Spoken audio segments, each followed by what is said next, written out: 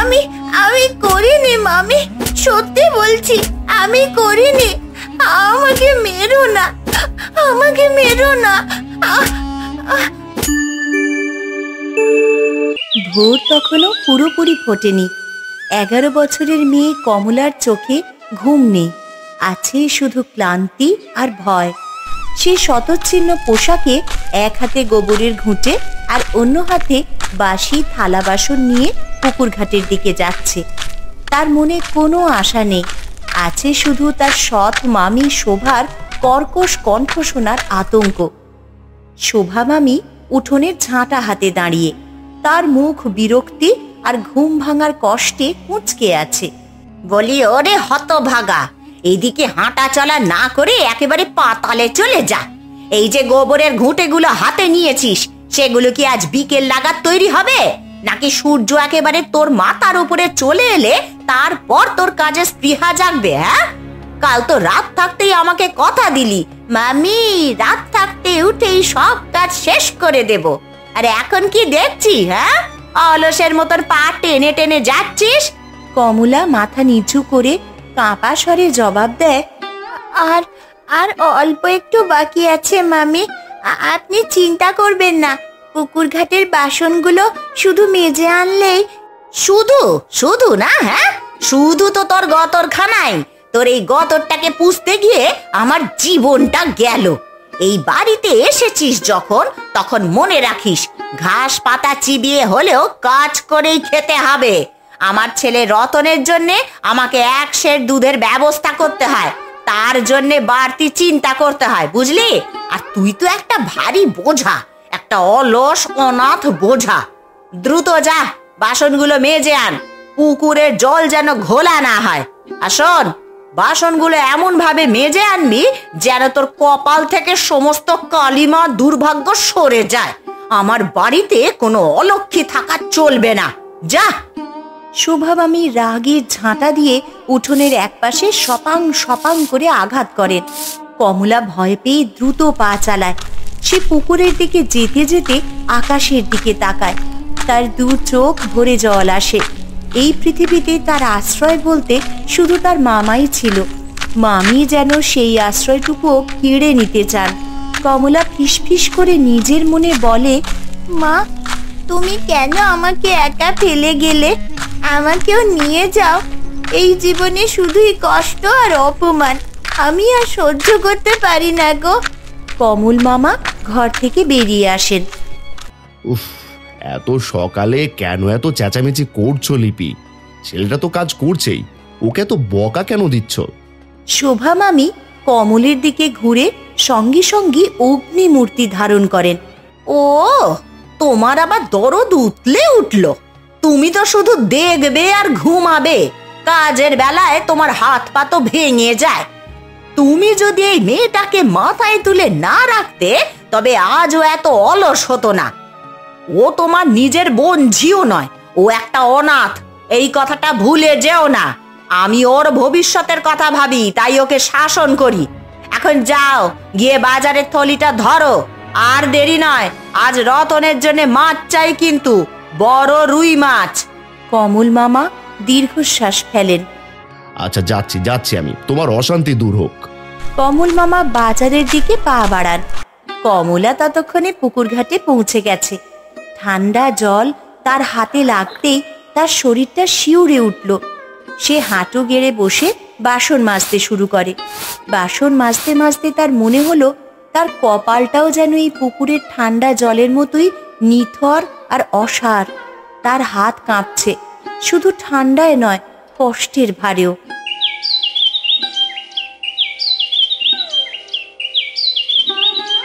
সকাল 8টা। কমলের বাড়ির রান্নাঘরে প্রাতরাশের ব্যস্ততা।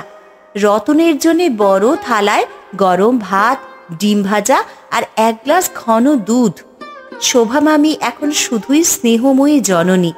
রতনের মুখে তিনি যত্ন করে খাবার তুলে দিচ্ছেন। আর অন্যদিকে কমলা দূরে ছোট্ট মাটির বাটিতে ঠান্ডা পান্তা ভাত আর সামান্য নুন দিয়ে খাচ্ছে। মা, আমার এই ডিমটা বেশি ভাজা হয়ে গেছে, এটা একদম ভালো লাগছে না, আর একটু নরম করে ভাজো। আর কমলা এমন করে তাকাচ্ছে কেন? ও কি সারাদিন শুধু কাজই করবে, নাকি মানুষের মতো ওকেও গরম কিছু খেতে দেবে? শোভা মামি রতনকে আদর করেন। আরে বাবা, তুমি তো আমার সোনার চাঁদ। যাও, এই বেশি ভাজা ডিমটা রেখে দাও, আমি এক্ষুনি তোমাকে নতুন একটা ভেজে দিচ্ছি, কেমন? চিন্তা করো না। আর ওই হতচ্ছাড়ার দিকে তাকাতে হবে না, ও তো ওই নোংরা জিনিসই খাবে। ওর জন্য গরম রান্না অপচয় করার দরকারটা কি? বেশি খেলে, বিশেষ করে ওই ঘি দুধ খেলে ওর মাথা গরম হয়ে যাবে, আর কাজ করতে পারবে না। আরে ও তো এই বাড়িতে কাজ করতেই এসেছে। কমলা মাথা নিচু করে এক মনে নুন দিয়ে পান্তা ভাত খাচ্ছিল। তার মনটা পড়ে আছে তার অঙ্ক পরীক্ষার দিকে। সে সাহস করে মুখ খোলে, মামি, আমার তো আজ একটা অঙ্ক পরীক্ষা আছে, আমি কি একবার স্কুলে যেতে পারি? কালকে আপনি বলেছিলেন যদি বাসনগুলো ঠিক মতন মাজি তবে। শোভা মামি যেন বজ্রাহত হলেন। তার মুখের স্নেহ এক মুহূর্তে উধাও হয়ে গেল। স্বর হয়ে উঠল তীক্ষ্ণ আর চিৎকারময়। স্কুল? তোর আবার কিসে স্কুল রে? কোন হাড়ে তোর এত তেজ শুনি? ওই করিম স্যারের কাছে গিয়ে তো তুই শুধু গল্প শুনতে যাস আর ফাঁকি দেওয়ার ধান্দা করিস। তোর বাবা তোর কোনো জমি জমা বিষয় আশয় রেখে যায়নি যে তুই লেখাপড়া শিখে ব্যারিস্টার হবি? লেখাপড়া করার সাহস পাস কোত্থেকে? হ্যাঁ, শোন, তোর কাজ শুধু আমার ঘর আর জমি দেখভাল করা, এইটাই তোর ভবিষ্যৎ। লেখাপড়া করে হবেটা কি শুনি? শেষে তো এঁটো বাসনই মাজতে হবে। কমলা কান্না চেপে যুক্তি দেওয়ার শেষ চেষ্টা করে। কিন্তু মামা বলেছিলেন আমার পড়া খুব ভালো লাগে, আমি তো ফার্স্ট হতে চাই। চুপ কর, তোর মামা তো অনেক কথাই বলে, তার কথা শুনলে আমি পথের ফকির হব। তার কথায় তোর হাতে বই দেখলেই আমার গা জ্বলে যায়। তোর পড়া ভালো লাগুক বা না লাগুক, আজ সকালে তুই মাঠে ধান মাড়াইয়ের কাজে যাবি, বুঝেছিস? আমি যেন কোনো টাল বাহানা না দেখি। যদি 1 ছটাক ধানও কম হয় তবে তোর পিঠে আমি লাঠি ভাঙবো। চল ওঠ, খাওয়া শেষ, সময় আর নষ্ট করিস না। রতন তাচ্ছিল্যের হাসি হাসে। সেই হাসি কমলার বুকে ছুরির মতন বাজে। দু চোখ ভরা জল নিয়ে কমলা দ্রুত ঠান্ডা পান্তা শেষ করে। তার পড়ার বইটা রান্নাঘরের এক কোণে ধুলো মাখা অবস্থায় পড়ে আছে। কমল মামা, যিনি এতক্ষণ ভয়ে কোনো কথা বলতে পারেননি, তিনি সুযোগ বুঝে রান্নাঘরের কোণে আসেন। এটা নে অপু, তোর জন্য এনেছিলাম, লুকিয়ে খাস। আর শোন, মামিকে বলিস না আমি দিয়েছি। আজ কাজ শেষ করে একটু তাড়াতাড়ি আসিস, করিম স্যারের কাছে যাস। কমলা আর্দ্র কণ্ঠে কৃতজ্ঞতা জানায়। ধন্যবাদ মামা। কমল মামা অপরাধীর মতন দ্রুত সরে যান। কমলা বিস্কুটের প্যাকেটটা জামার নিচে লুকিয়ে রাখে। তার জীবনে এইটুকুই যেন এক টুকরো ভালোবাসা। বিকেল 4টে। সারাদিন মাঠের ধান মাড়াইয়ের কঠিন কাজ শেষ হয়েছে কমলার। তার শরীর ধুলো আর ঘামে মাখা, প্রতিটি পেশি ক্লান্তিতে টনটন করছে। কিন্তু মনের মধ্যে বিদ্যার প্রতি যে তীব্র আকর্ষণ, তা তাকে দ্রুত টেনে এনেছে গ্রামের প্রাথমিক বিদ্যালয়ের পিছনে, সেই পুরনো আম গাছের নিচে। সেখানে নীরবে অপেক্ষা করছেন তার একমাত্র ভরসা, গ্রামের শিক্ষক করিম কাকা। কিরে অপু, আজ এত দেরি? প্রায় আধ ঘন্টা হয়ে গেল। আমি ভাবছিলাম আজ বুঝি আর এলি না। তোর মামিকে আজ বেশি কাজ করিয়েছিল নাকি শরীর খারাপ? কমলা হাঁপাতে হাঁপাতে জবাব দেয়, দৃষ্টি তার মাটির দিকে। হ্যাঁ কাকা, তিনি আজ আমাকে মাঠে ধান মাড়াইয়ের কাজে পাঠিয়েছিলেন, একটুও বিশ্রাম নিতে দেননি। আর অঙ্ক বইটা খুলতে তো একদমই দেননি। আমি রাতে টর্চের আলোয় পড়তে চেষ্টা করি, কিন্তু তিনি যদি দেখে ফেলেন তাহলে আমার কপালে যে কি আছে তা তো আপনি ভালো করেই জানেন। করিম কাকা স্নেহের সঙ্গে কমলার মাথায় হাত রেখে সান্ত্বনা দেন। ভয় পাস না বাবা, আমি বুঝতে পারি তোর কষ্ট, কিন্তু মনে রাখিস তোর এই পড়ার আগ্রহই তোর সবচেয়ে বড় শক্তি। তোর মেধা প্রখর অপু, তুই গ্রামের সেরা ছাত্র, তুই সব পারবি। শুধু মনে রাখিস, একদিন তোর এই কষ্ট দূর হবে। শিক্ষা হলো তোর সেই মুক্তিপথ, তোর বাবা মার দেওয়া সবচেয়ে বড় উপহার। তোর মামি হয়তো আজ লোভে আর হিংসায় অন্ধ হয়ে আছেন, কিন্তু একদিন তিনি বুঝবেন আমি তোর পাশে আছি, আমি তোকে লুকিয়ে পড়াবো। করিম কাকা কমলার জন্য নিজের তৈরি করা কিছু শুকনো খাবার বের করে দেন। কমলা ক্ষুধার্ত চোখে খাবারগুলো দেখে। কাকা তাকে একটি খাতা বের করে গুরুত্বপূর্ণ একটি অঙ্ক বোঝাতে শুরু করেন। কমলা মনোযোগ দিয়ে শোনে। তার চোখে আবার আশার আলো ঝলসে ওঠে। এই অঙ্কটা দেখ, বীজগণিতের এই সূত্রটা তোর আগামী পরীক্ষার জন্য খুব জরুরি। তোর মামি তোকে যতই বারণ করুক, তুই তোর স্বপ্ন ছাড়িস না। তোর মা বাবার স্বপ্ন পূরণ করতে হবে তোকে। আমি বিশ্বাস করি তুই অনেক বড় মানুষ হবি, তোর কষ্টগুলো একদিন সার্থক হবে। কমলা আবেগাপ্লুত হয়ে ওঠে। তার স্বর কেঁপে যায়। আমি আমি কি সত্যি পারবো কাকা? আমারও সহ্য হয় না। মাঝে মাঝে মনে হয় সব ছেড়ে ছুড়ে পালিয়ে যাই। এই অপমান আর বঞ্চনা। পালানো কোনো সমাধান নয় অপু, পালানো দুর্বলতা। তুই তোর দুর্বল নোস, তুই তোর মা বাবার সাহস। তুই সাহস রাখ, দেখবি যেদিন তুই তোর মেধার জোরে নিজেকে প্রতিষ্ঠিত করবে, সেদিন ওই মানুষগুলোই মাথা নিচু করবে। একদিন সব ঠিক হয়ে যাবে। এখন আর দেরি করিস না, সন্ধে নেমে আসছে, তোর মামি যেন না দেখে। কাল আবার এই সময়ে আসিস, আমি তোর জন্য অপেক্ষা করব। কমলা বইটি বুকে চেপে ধরে দ্রুত বাড়ির দিকে রওনা হয়। তার মন কিছুটা হালকা, যেন বুকে এক মুঠো আলো পেল। কিন্তু সৎ মায়ের ভয় ও কষ্টের ভার তার পুরোপুরি কাটেনি। সে জানে এই পথটা অনেক দীর্ঘ, তবে সে হার মানবে না। সন্ধ্যা নেমে এসেছে। কমলের বাড়ির গোলাঘর সংলগ্ন উঠোনে এক চাপা উত্তেজনা বিরাজ করছে। শোভা মামি, কমল মামা আর তাদের ছেলে রতন উঠোনের মাঝখানে দাঁড়িয়ে। শোভা মামির হাতে একটি ছোট্ট কাপড়ের থলি ধরা। তার মুখ ক্রোধে উন্মত্তের মতন দেখাচ্ছে। তিনি বারবার থলিটিকে ঝাঁকাচ্ছেন। কমলা কোথায়? বলি কমলা কোথায়? ওই হতচ্ছাড়া হারামজাদিটা গেল কোথায়? আয়, এক্ষুনি সামনে আয় বলছি, লুকিয়ে থেকে কোনো লাভ নেই। কমলা ভয়ে ভয়ে সামনে আসে। সারাদিনের ধান মাড়াইয়ের কাজে তার শরীর তখনও ক্লান্ত। এই দেখ, এই থলিতে আমার বাজারের জন্য 500 টাকা রাখা ছিল। আমি নিজেই গুনে গুনে রেখেছিলাম, আর এখন এখানে মাত্র 300 টাকা। তা বাকি 200 টাকা কোথায় গেল বল? তুই চুরি করেছিস। তোর পেটের ক্ষুধা আর তোর গরিব রক্ত তোকে দিয়ে এই কাজ করিয়েছে। কমলা বিহ্বল হয়ে পড়ে। সে যেন এক মুহূর্তের জন্য ভাষা হারিয়ে ফেলে।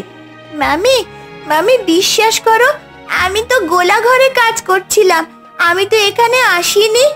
আমি কেন তোমার জিনিস নেব? আমি তো চোর নই। শোভা মামি তীব্র শ্লেষে হেসে ওঠেন। মিথ্যে কথা আর বলিস না। এই বাড়িতে তুই ছাড়া আর কে আছে যে আমার টাকার থলিতে হাত দেবে? তোর স্বভাব তোর বাপ মায়ের মতোই, গরিবের রক্ত। তুই আমার ভালো দেখতে পারিস না, না তাই চুরি করে আমাকে ফকির বানাতে চাইছিস? বল, টাকা কোথায় রেখেছিস? বল শিগগিরই। ঠিক তখনই রতন আগুনে ঘি ঢালার মতন করে কথা বলে ওঠে। মা, আমি দেখেছি ও লুকিয়ে লুকিয়ে গোয়াল ঘরে ঢুকেছিল। নিশ্চয়ই ওই চুরি করেছে। ওকে মারো, ওকে তুমি শাস্তি দাও। রতন যখন মিথ্যা সাক্ষ্য দিল, তখন শোভা মামি আর নিজেকে ধরে রাখতে পারলেন না। ক্রোধে তার সমস্ত শরীর কাঁপতে লাগলো। তিনি উঠোনে পড়ে থাকা একটা শক্ত লাঠি হাতে তুলে নিলেন।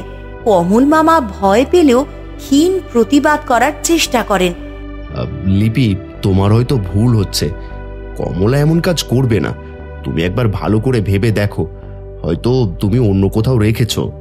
শোভা মামি কমলের দিকে কটমট করে তাকান। তার চোখে স্বামীর প্রতি চরম তাচ্ছিল্য। তুমি চুপ করো। তোমার দরদ দেখলে আমার গা জ্বলে। ও তোমার টাকা চুরি করেনি, আমার করেছে। আমি জানি কাকে মারতে হবে। শোভা মামি নির্দয়ভাবে কমলার পিঠে লাঠি দিয়ে আঘাত করতে শুরু করেন। আঘাতে আঘাতে কমলা আর্তনাদ করে মেঝেতে লুটিয়ে পড়ে। তার পিঠে যেন আগুন ধরে গেল। আমি আমি করিনি মামি, সত্যি বলছি আমি করিনি। আমাকে মেরো না, আমাকে মেরো না। না করলে স্বীকার করছিস না কেন? বল বল, চুরি করেছিস? নইলে আজ তোর পিঠের চামড়া তুলে নেব আমি। আজ আমি তোর চুরির স্বভাব ছাড়াবো। রতন দূরে দাঁড়িয়ে এই নিষ্ঠুর দৃশ্য উপভোগ করতে থাকে। কমল মামা দূরে অসহায়ভাবে দাঁড়িয়ে থাকেন। কমলার চোখ দিয়ে শুধুই জল ঝরে। সেই জলে মিশে থাকে তার সমস্ত অপমান। শোভা মামি হাঁপাতে হাঁপাতে লাঠি নামান। যা, এই উঠোনেই পড়ে থাক। আজ তোর জন্য কোনো বিছানা নেই। কাল সকালে আমি থানায় যাব। চোরের জায়গা আমার বাড়িতে হবে না। শোভা মামি রতনকে নিয়ে দ্রুত ঘরে ঢুকে দরজা বন্ধ করে দেন। কমলা ঠান্ডা উঠোনে একা পড়ে থাকে। অনেক রাতে সবাই ঘুমিয়ে পড়লে কমল মামা লুকিয়ে কমলার কাছে আসেন। তিনি সাবধানে তার ক্ষতস্থানে ওষুধ লাগিয়ে দেন। ভয় পাস না অপু, আমি জানি তুই চুরি করিসনি। আমি বিশ্বাস করি তোকে। আমি কিছু করতে পারলাম না। কাল সকালে চলে যাস না। চারিদিকে গভীর নিস্তব্ধতা। রাত তখন প্রায় 2টো। বাইরে ঝোড়ো হাওয়ার মৃদু গর্জন ছাড়া আর কোনো শব্দ নেই। কমলার শরীর তখনও চরম মারের ব্যথায় কাতর হয়ে উঠোনের এক কোণে পড়ে আছে। হঠাৎ সেই নিস্তব্ধতা ভেঙে রান্নাঘর থেকে ভেসে আসে শোভা মামির তীব্র যন্ত্রণার চিৎকার। ওরে বাবা গো, মরে গেলাম, মরে গেলাম। ওরে বাবা, আমার পেটে কি হলো গো? অসহ্য যন্ত্রণা। আরে কেউ কি আছিস? ও ও কমল মামা ধরফর করে ঘুম থেকে উঠে পড়েন। রতনও ভয়ে কাঁপতে থাকে। কি হয়েছে লিপি? কি হয়েছে তোমার? এত রাতে কেন চিৎকার করছো? অসহ্য যন্ত্রণা। এই পেটটা ছিঁড়ে যাচ্ছে বলে মনে হচ্ছে। মনে হচ্ছে কেউ ধারালো ছুরি দিয়ে কাটছে। আমি আর পারছি না, আমার দম বন্ধ হয়ে আসছে। ডাক্তার, ডাক্তার ডাকো, ডাক্তার। কমল মামা ভয় ও আতঙ্কে দিশেহারা। শোভার মুখ ফ্যাকাশে হয়ে গেছে। কপালে জমেছে বিন্দু বিন্দু ঘাম। তার বমি করার শব্দ শোনা যায়। কি করি এখন? ডাক্তার তো প্রায় 3 মাইল দূরে। এই গভীর রাতে কোনো যানবাহন পাওয়া তো অসম্ভব। কে যাবে এই সময়, এই ঝড় বৃষ্টির মধ্যে? কমল মামা কাঁদতে কাঁদতে রতনকে উদ্দেশ্য করে বলেন, রতন বাবা, তুই যা, তুই একবার ডাক্তারের কাছে ছুটে যা। তোকে ছাড়া আর কে আছে? তোর মায়ের কষ্ট হচ্ছে যে। রতন ভয়ে কুঁকড়ে যায়। আমি পারবো না বাবা, আমি একা যেতে পারবো না। এত অন্ধকার, রাস্তায় সাপের ভয়, ভূতের ভয়, আর রাস্তাটাও তো ভালো না। আমি পড়ে যাব, তুমি অন্য কাউকে ডাকো। কমল মামা হতাশায় মাথায় হাত দেন। কমলা, যার শরীরের ব্যথা তখনও যায়নি, সে এক কোণে দাঁড়িয়ে সব শুনছিল। সে এক মুহূর্তও দ্বিধা করে না। মামা, আমি যাচ্ছি, আপনি মামিকে ধরুন, তার যেন কোনো কষ্ট না হয়। কমল মামা অবাক হয়ে কমলার দিকে তাকান। তুই পারবি? তোর তো জ্বর, সারা শরীরে মারের দাগ। এই ঝড় বৃষ্টির রাতে তুই একা কিভাবে যাবি? আমি পারবো। করিম কাকার ভাই ডাক্তার কাকা, তিনি কোথায় থাকেন তা আমি জানি। আপনি চিন্তা করবেন না, আমি এক্ষুনি আসছি। আমাকে একটা টর্চ লাইট দিন। কমলা তার ছেঁড়া জামা গায়ে দেয়। কমল মামা দ্রুত তাকে টর্চ লাইটটা দেন। সাবধানে যা বাবা, যদি পারিস তো শুধু খবরটা দিস। কমলা আর দেরি করে না। সে দ্রুত টর্চ হাতে নিয়ে ঝড়ের মধ্যেই বেরিয়ে পড়ে।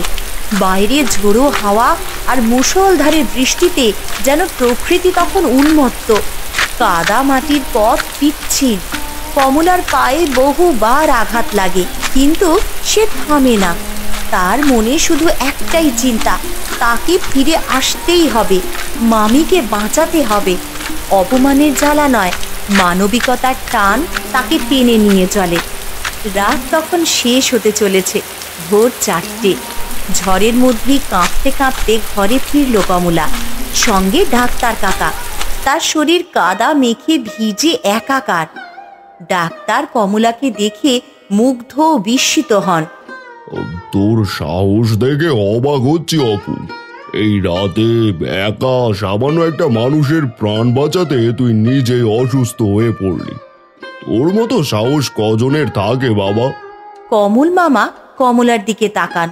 তার চোখে এখন গভীর কৃতজ্ঞতা আর চরম লজ্জা। ডাক্তার দ্রুত শোভা মামির চিকিৎসা শুরু করেন। সাবধানে, এ তো সাধারণ পেট ব্যথা নয়, বিষক্রিয়া হয়েছে। এখনই হাসপাতালে নিয়ে যেতে হবে। তবে আপাতত একটা ইঞ্জেকশন দিয়ে দিচ্ছি। যদি ভোর না হওয়া পর্যন্ত ব্যথা না কমে তাহলে দেরি করা চলবে না। সারা রাত পেটে বরফ দিতে হবে, জ্বর যেন না বাড়ে। কমল, তুমি বরফ দাও। ডাক্তার চলে যান। রতনকে কিছু করতে বলতেই দেখা যায় সে ভয়ে জড়সড় হয়ে আবার ঘুমিয়ে পড়েছে।